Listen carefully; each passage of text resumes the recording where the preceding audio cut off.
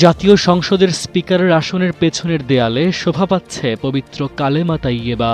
আরবি ক্যালিগ্রাফিতে লেখা হয়েছে লা ইলাহা ইল্লাল্লাহু মুহাম্মাদুর রাসূলুল্লাহ। শুধু তাই নয়, সংসদের প্রবেশদ্বারেও যুক্ত হয়েছে সর্বশক্তিমান আল্লাহর ওপর আস্থা ও বিশ্বাস এমন মূলনীতি। প্রধানমন্ত্রী তারেক রহমানের পরামর্শ ও নির্দেশনাতে এসেছে এই পরিবর্তন।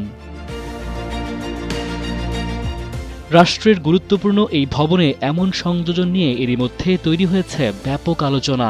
বিএনপি বলছে, প্রধানমন্ত্রী তারেক রহমানের পরামর্শে ২০২৬ সালের ১২ মার্চ জাতীয় সংসদের ১৩তম অধিবেশন শুরুর আগেই এটি স্থাপন করা হয়। মঙ্গলবার নিজেদের ফেসবুক পেজে দেয়া এক পোস্টে এসব তথ্য জানায় বাংলাদেশ জাতীয়তাবাদী দল বিএনপি।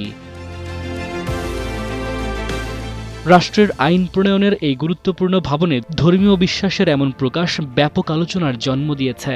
স্পিকারের আসনের পেছনে কালেমা তাইয়িবা এবং সংসদের প্রবেশদ্বারে আল্লাহর ওপর আস্থা ও বিশ্বাসের বার্তা, দুটি সংযোজনেই ফুটে উঠেছে ধর্মীয় মূল্যবোধকে সামনে রাখার একটি দৃশ্যমান প্রয়াস। জাতীয় সংসদের দেয়ালে নতুন এই সংযোজন শুধু ভবনের সৌন্দর্যই পরিবর্তন আনেনি, বরং এর সঙ্গে যুক্ত হয়েছে বিশ্বাস ও মূল্যবোধের একটি বার্তাও। আর সেই বার্তাই এখন মানুষের মধ্যে তৈরি করেছে নতুন আগ্রহ ও আলোচনা। ডেস্ক রিপোর্ট, সময়ের আলো।